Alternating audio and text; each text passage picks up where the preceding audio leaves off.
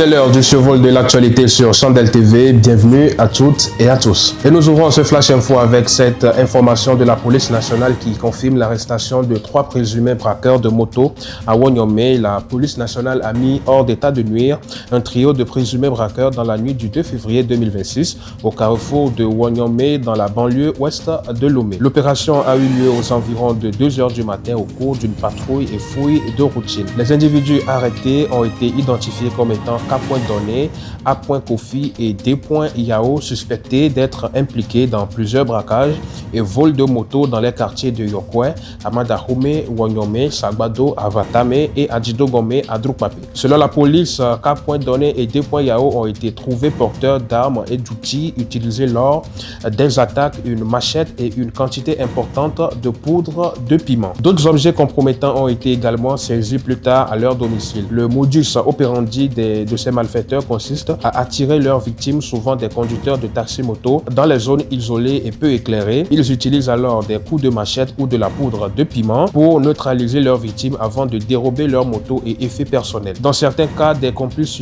surgissent pour achever le guet-apens. La police nationale indique que tous les suspects seront présentés au procureur de la République pour répondre de leurs actes. Elle en profite également pour rappeler son engagement à protéger les personnes et les biens et appelle les conducteurs de taxi-moto à la prudence. Ne pas transporter plus d'un passager à la fois et rester vigilant lorsqu'ils sont dirigés vers des zones isolées. La vigilance et la coopération des populations restent essentielles pour lutter efficacement contre ces réseaux de criminels. 5 février 2005, 5 février 2026, cela fait maintenant 21 ans que le Togo perdait son chef de l'État, le feu général Gnassingbé Eyadema.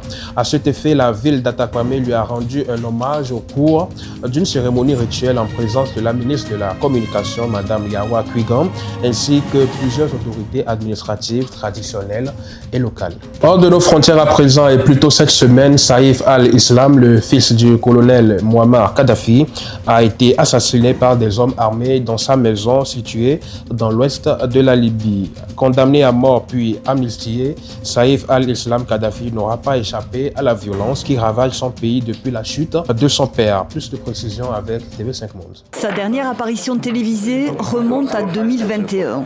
Long turban, noué au front à la façon bédouine comme son père, Saïf al-Islam Kadhafi crée la surprise en annonçant sa candidature à un scrutin présidentiel qui sera finalement avorté.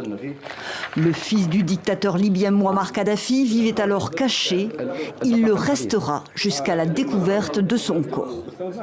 C'est dans la région montagneuse du Djebel Nafoussa, au nord-ouest de la Libye, qu'il vivait terré, près de la ville de Zenten. Le cadet de Muammar Kadhafi fut un certain temps la figure lisse et rassurante d'un régime soucieux de faire vaciller sa réputation d'État terroriste auprès de l'Occident. Un fils longtemps perçu comme potentiel héritier du trône. Mais la vague des printemps arabes de 2011 fait tomber le masque du modéré et du réformateur qu'il s'est forgé, révélant au grand jour la vraie nature de la dynastie et du régime Kadhafi. Comme convenu, nous nous armons aujourd'hui et affrontons les rats aujourd'hui, si Dieu le veut. Une répression sanguinaire pour mater le soulèvement contre son père qui lui vaudra une inculpation par la Cour pénale internationale pour crimes contre l'humanité. Après la chute du régime, c'est entre les mains d'un groupe de rebelles qu'il finit par tomber. La milice refusera de le livrer à La Haye. Condamné à mort à Tripoli en 2015, après un procès expéditif, il sera finalement amnistié et libéré 2 ans après. À qui profite sa mort? La question demeure en suspens dans un pays où s'affrontent 2 gouvernements depuis la révolution de 2011.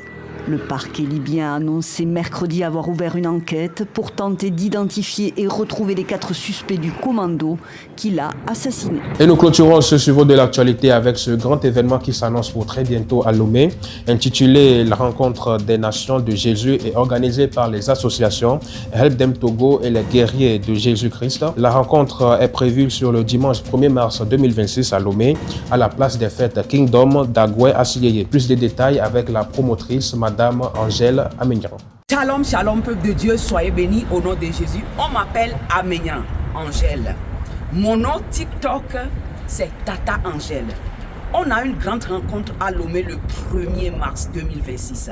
Dieu m'a mis à cœur, le terme c'est « Lève-toi, sois éclairé » dans Ésaïe 60, verset 1er. Nous les femmes aujourd'hui, les gens ne considèrent plus le ministère des femmes. Mais Dieu m'a mis à cœur de rassembler les femmes. Pourquoi? Dans Matthieu 28,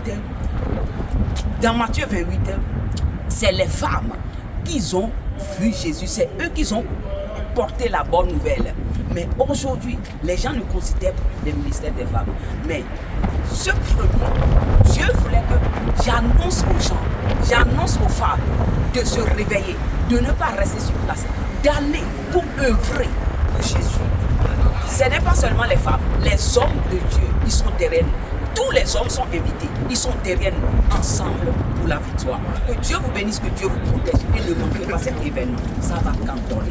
Il y aura des chants, il y aura des grandes personnes. Soyez bénis dans le nom de Jésus. Et voilà qui nous ramène à la fin de ce Flash Info. Merci d'avoir été des nôtres et merci également à ceux qui nous suivent depuis Baguida. À très vite sur nos antennes.